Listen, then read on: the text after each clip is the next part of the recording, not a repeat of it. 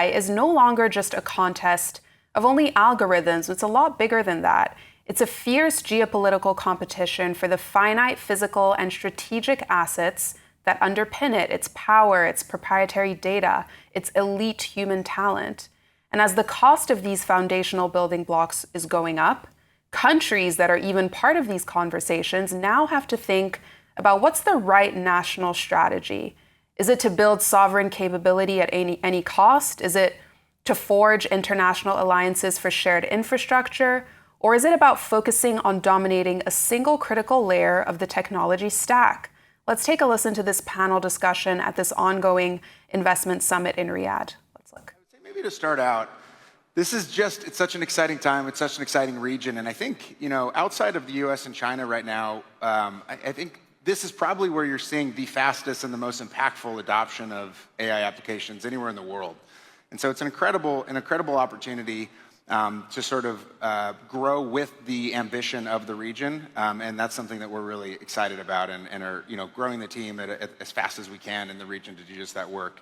I think we're a data company, so we sort of see every problem through the lens of data. And so when I think about sovereign AI, it really does always start with the data. And often, these magical, incredible models that are changing the world so rapidly, they do sometimes meet their limits when they're deployed in an environment that maybe has less, in this case, Arabic data or kind of specific data to the region. And so for us, it's really about building solutions that work practically in a place like Saudi Arabia. That's sort of our definition of sovereign AI, is something that actually works here for the long haul. And so a lot of the work that we do is both creation of data to support the labs, but now it's really building applications that drive meaningful impact and are tailored for, in this case, Saudi Arabia, the broader GCC, other governments or enterprises as well.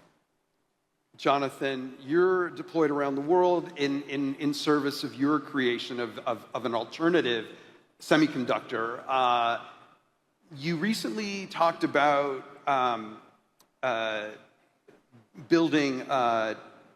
deploying data centers in APAC. Can you talk a little bit about kind of where you are in your effort to kind of globalize the data center build out? Sure. So first, to make it relevant to everyone here and bringing it back to a topic of sovereign AI and what's going on, the first deployment that we did outside of the United States was actually here in the Kingdom of Saudi Arabia.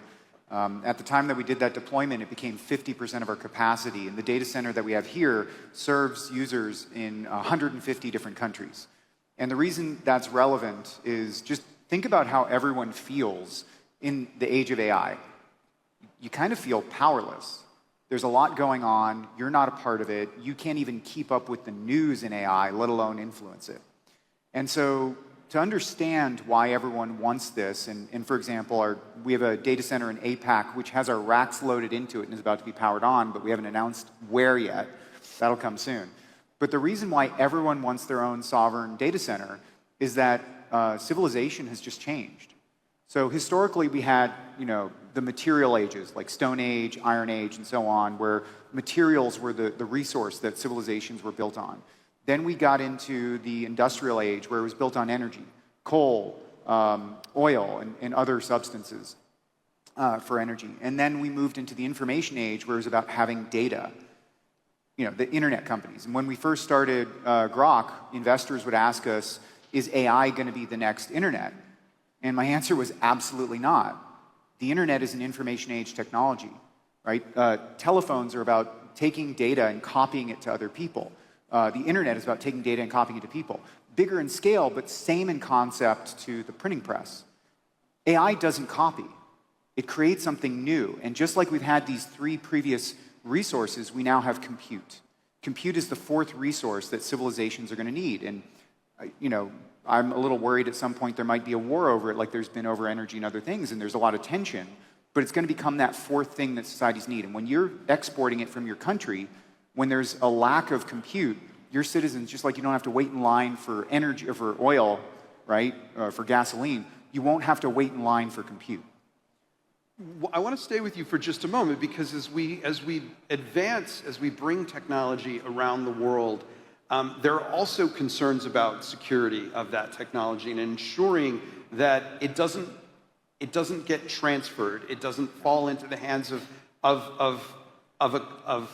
competitors or China is a big concern for the U.S. Obviously, we've been talking about the talks that are happening right now in Asia. How concerned are you about that, and what are the safeguards that you put in place to ensure that that doesn't happen? So first of all, I have to be thankful to the Commerce Department in the U.S. We actually got our export license for Saudi Arabia on Black Friday, the day after Thanksgiving, when even McDonald's is closed. So they worked their rears off to get that done. The security that we had to put in place was very significant. I can't discuss everything we've done, but we were incredibly careful. But I think there's another thing that people are missing. I get asked, isn't China just going to copy what the United States has done? And there's a really simple analogy to understand why that's going to be difficult. When you think of investment, you need two things. You need a strategy and you need capital.